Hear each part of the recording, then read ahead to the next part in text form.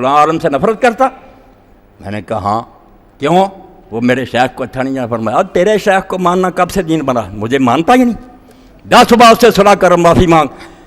مجھے ماننا مسلمان ہونے کے لیے لازم ہے، تیرے شیخ کو ماننا نہیں۔ اپنے شیخ سنبھالو، جس کا شیخ مانتے پھرو۔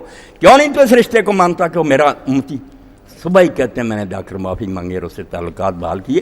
اس بات کو اگر یہ مسلمان سمجھ لیں کہ آپ بے شمار گروہ بنے علم کی وجہ سے، بدنیتی سے تو اگر بنے تو جہنم میں جائیں گے۔ اگر واقعی آپ نے تحقیق کی ہے، آپ کی ریسرچ میں کوئی معنی آتا تو کوئی بات نہیں، مگر پھر تعلقات تو ختم نہیں ہونے گے۔ سلام چھوٹ گیا، جنازہ نہیں پڑھتے، نمازیں نہیں پڑھتے، ظالموں ایک امت نہیں۔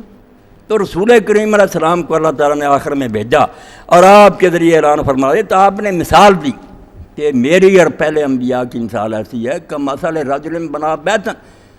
کیسی مثال سے سمجھایا مسئلہ ختم نہ، جیسے ایک شخص نے کوئی عمارت بنانی شروع کی، اینٹیں لگاتا گیا، فاحسنہ واجملہ، بہت خوبصورت عمارت بنا دی، الا سوائے فرمایا ایک اینٹ کی جگہ خالی تھی، محل بن گیا تھا نبوت کا۔ سارے نبیوں کے امت سے منتظر کہتے ہیں اللہ وزت حاضر لبنا، دیکھتے تھے کہ بہت اچھا ہے مگر کاش یہ اینٹ بھی لگ جاتی۔ تو آپ نے مثال دے کر میں آدم سے لے کر اینٹیں لگتی گئیں، سارے اعلیٰ سے اعلیٰ تھے، ایک کا انتظار تھا، فانا لبنا تو وانا خاتم النبی، وہ اینٹ میں ہوں اور میں آخری ہوں، لا نبی بعد، یا میرے بعد کوئی نہیں۔ جب تک ضرورت تھی اینٹیں ایک بھی رہ جاتی کمی، وہ بھی خرابی تھی، اللہ کی حکمت کے خلاف تھا۔ جب محل بن گیا، اب خواہ فالتو اینٹیں لگائی جانی، بدنما بنانا نہیں۔ اب کوئی پیدا ہوتا دین کی خدمت کر سکتا کرے، اللہ اس کو اجر دے گا، مگر دعویٰ نہ کرے۔ اور یہ جو کہتے ہیں کہ شیخ اکبر نے کہا شریعت والا نبی نہیں، وہ یہی تو بات تھی، شریعت والا نہیں، مسئلہ مثال نہیں لیا کہ شریعت والا وہ ہے جو اعلان کرے کہ مجھے مانو ورنہ کافر ہو جائے۔ اتنا جملہ بھی جو بولتا وہ نبی مشرع، وہ تشریح کا اعلان کرتا، قانون سازی کا، کہ مجھے ان کا معنی یہ ہے۔ اور وہ نبی جو غیر تشریح، وہ کیا ہے کہ امت کے عالم ہوں گے، خوبیاں ساری ہوں گی جو نبیوں کی، کوالیفیکیشن ہوگی، جیسے حضرت عمر رضی اللہ عنہ کہ آپ نے فرمایا اگر میرے بعد کوئی نبی ہوتا عمر ہوتا۔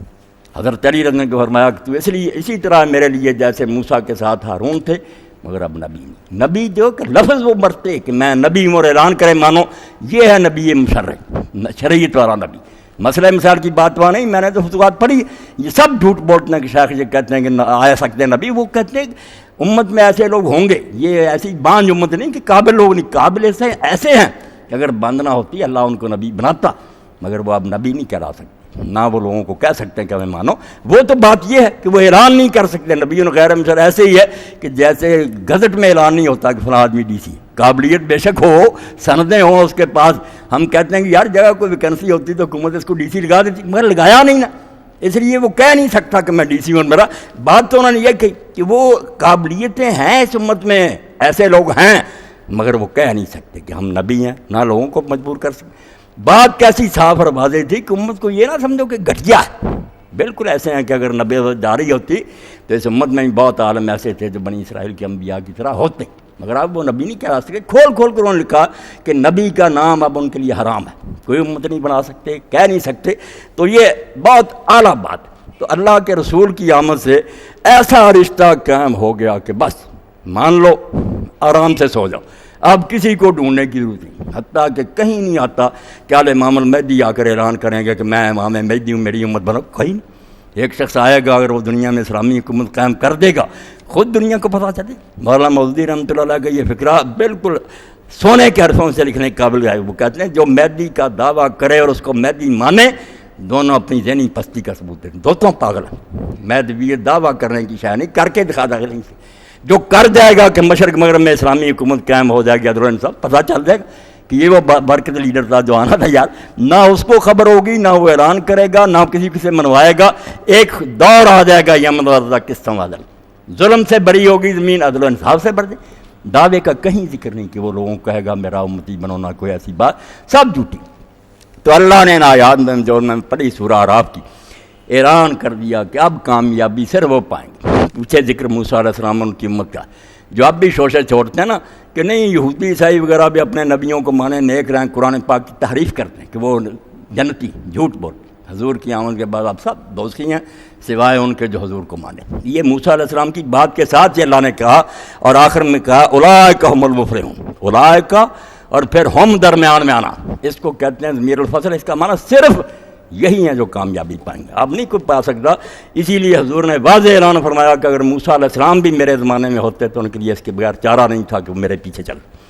اب دورہ محمدی ہے، حضور کا دور چل رہا ہے، اب پچھلے نبیوں کی تعلیم پر عمل کر کے کوئی نجات نہیں پا سکتا۔ تو اللہ نے اس لیے کہا کہ جو لوگ رسول نبی امی کی پیروی کریں گے، شروع میں کہا پیروی، اتباع اطاعت سے بھی آگے، اطاعت تک حکم دیا، کوئی مان لیا، کسی چیز سے روکا روک گئے، وہ تو آرڈر ہے، یہ آرڈر نہیں، زبان بھی نہیں ہلائی، آپ کر رہے ہیں وہ کام۔ اللہ کہتا پیچھے پیچھے چلتے، بالکل وہ نقش قدم کی پیروی کرتے، پیروی، پے قدم کو کہتے ہیں، قدم پر قدم چلتے، زبان بھی آپ کو ہلانے کی ضرورت نہیں۔ فرمایا جو رسول نبی امی کی پیروی کرتے۔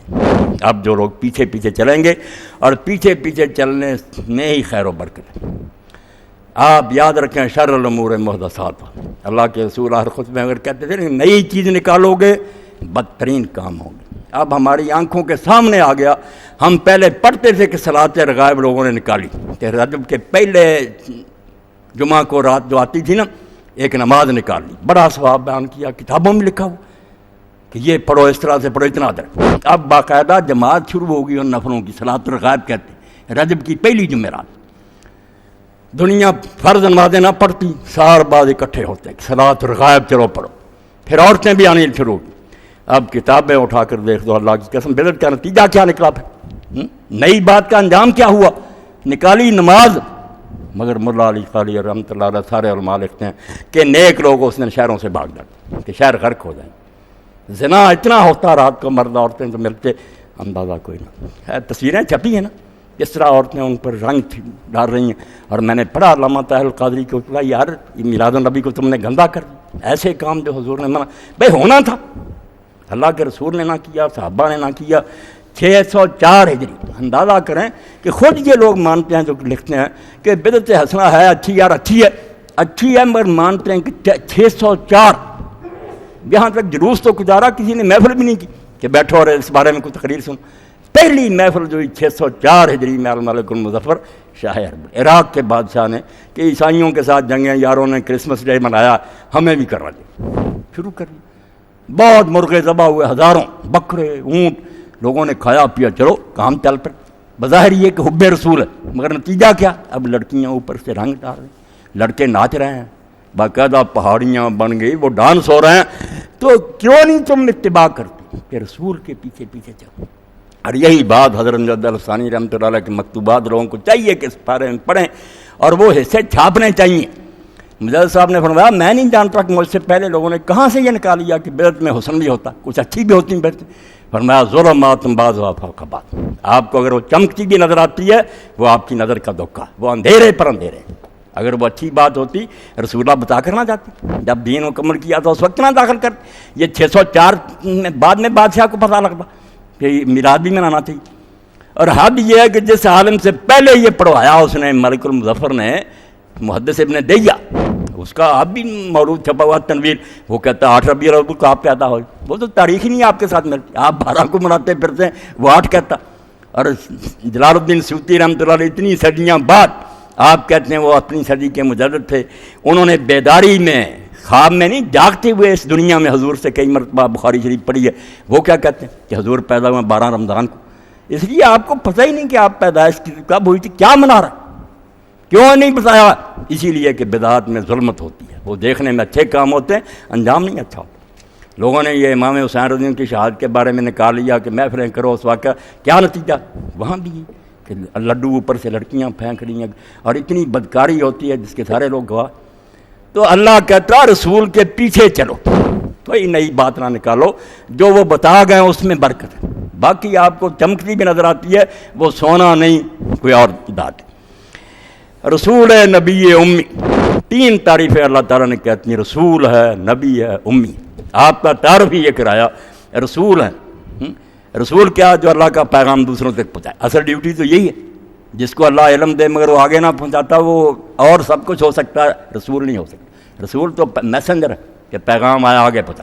اس لیے اصل کام تو چونکہ رسالت ہے، لوگوں تک پہلے ذکر اس کا کیا، مگر وہ رسول تبھی بنے گا جب نبی ہوگا. دوسری بات جو ہے یعنی اصل میں پہلے نبی ہوتا ہے کہ اللہ کی طرف سے اسے خبر دی جاتی ہے. علم ملے گا تو کنوے کرے گا، مگر چونکہ کام کرنا اس نے رسالت کا ذمہ داری بڑی اس کی، وہ ذکر اس کا پہلے کر لیا. حالانکہ اصل میں جو ہے ترتیب وہ یہ ہے کہ نبی اللہ کی طرف سے علم عطا ہوتا ہے، جس کو اللہ خبر دیتا ہے، پھر وہ لوگوں کو پہنچاتا ہے. مگر کہا اگر صرف خبر ملے اور اپنے تک لے کر رکھے، یہ کام نہیں، وہ رسول ہوتا. اصل کام اس کا کہ پہنچائے.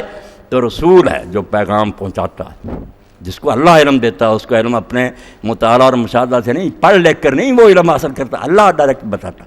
امی اور ہمارا نبی بھی ایسا آخر زمانے میں بھیجا کہ جس نے کبھی کتاب کو ہاتھ نہیں لگایا، کسی کا شاگرد نہیں بنا، کسی نے اس کو کتاب سیدھی ہاتھ میں پکڑتے نہیں دیتا. وہ سعدی رحمۃ اللہ علیہ کی بات ہے، یہ حضور کے عزت. باقی جو ہم کہتے ہیں باقی نبی نہیں پڑھے، اس کا ہمارے پاس کوئی ثبوت نہیں. وہ پڑھے بھی ہو سکتے ہیں، کوئی بات نہیں. حضور کا یہ کمال ہے کہ آپ امی، مگر علوم آپ نے وہ دیے. ایک ایک حدیث میں سے میرے بھائیوں دیکھتے ہیں علماء نے ہزار مسئلہ نکالا. ایک حدیث لیتے ہیں اس پر ہی کتاب پوری لگتی، ہزار مسئلہ. رب بھی کہتے ہیں کہ ہم سے یار ختم نہیں ہوئے، اس میں اور بھی نکتے ہیں. اس کو سعدی فرماتے ہیں امیے نا کردہ کتاب درست. حیرت کی بات ہے، لوگ کہتے ہیں ایسا سانپ بن جاتا تھا، فلاں چیز یہ ہو جائے. ان موضوعوں کو دیکھتے ہیں. یہ موضوع دیکھو کہ ایک شخص نے سرے سے کبھی کتاب ہی نہیں ہاتھ میں لی، مگر امی نہ کردہ کتاب درست. ایسا امی جس نے کتاب نہیں پکڑی، کتب خانہ ہے چند ملت بشست، ساری دنیا کی لائبریریوں کو اس نے دھو دیا کہ سب غلط ہے، جو میں کہتا ہوں ٹھیک ہے. اور جن باتوں پر اعتراض کیا نا انہیں دیریوں نے کہ نہیں یہ آپ پھر عیسائی ہندو کافر سب بعد میں قائل ہوئے کہ نہیں یار ریسرچ ہوئی ہے جو اس نبی امی نے کہا بات ہوئی تھی. اللہ کہتا ہے ایسا آدمی جس نے کسی سے نہیں پڑھا، مگر اللہ نے وہ پڑھایا پھر کہ کوئی اس کا مقابلہ نہیں کر سکا.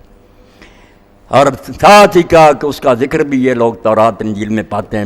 خبر دے یہ کوئی ایسے ہی نہیں آ گیا کہ اس کا تعارف نہیں. اتنی تبدیلیوں کے بعد اب بھی تورات انجیل کو تم دیکھو، اس میں بشارتیں موجود. میں صرف ایک کا ذکر کر دیتا ہوں. عیسیٰ علیہ السلام کے زمانے میں جو حضرت یحییٰ علیہ السلام نے بات شروع کیا، اب بھی انجیل میں سے نکالے. اور ان کافروں سے پوچھیں کہ ذرا بتاؤ کہ 3 آدمی تھے جس کا انتظار لوگ کر رہے تھے. حضرت یحییٰ علیہ السلام کے پاس لوگ گئے، انہوں نے کہا تو مسیح ہے، مسیح آنا تھا. اس نے کہا میں نہیں. انہوں نے کہا تو ایلیا ہے، الیاس نبی کا بھی کہا تھا دوبارہ دنیا میں آئے گا. انہوں نے کہا نہیں. تیسرا سوال کیا انہوں نے، 2 جگہ یہ بات آتی ہے، کیا تو وہ نبی؟ انہوں نے کہا میں وہ بھی نہیں. یہ وہ نبی جس پر ریفرنس بائبل جو ہے نا جس کے ساتھ ہوتا ہے کہ یہ کہاں سے ٹکڑا، وہ استثناء کا حوالہ دیتے ہیں کہ موسیٰ علیہ السلام کی کتاب استثناء میں وہ نبی کا ذکر ہے کہ اللہ نے یہودیوں سے کہا کہ اب تمہارے بھائیوں میں سے میں ایک رسول بھیجوں گا جو موسیٰ کی طرح ہوگا. دوسرے نبی جو ہیں وہ تو امتی سے، وہ موسیٰ کی طرح ہوگا، اس کے پاس شریعت ہوگی، اس کے منہ میں اپنا کلام ڈالوں گا، جو اس کی مانیں گے وہ بچیں گے، جو اس کی مخالفت کر دیں میں کچل کر رکھ دوں گا. یہ جب لکھتے ہو کہ وہ نبی وہی ہے جس کا موسیٰ نے ذکر کیا تھا، اور یا کہہ رہے ہیں کہ میں وہ نبی بھی نہیں ہوں، مسیح بھی نہیں ہوں، ایلیا بھی نہیں ہوں. اب مسیح تو حضرت عیسیٰ علیہ السلام آ گئے، وہ نبی کہاں؟ بتاؤ کہاں؟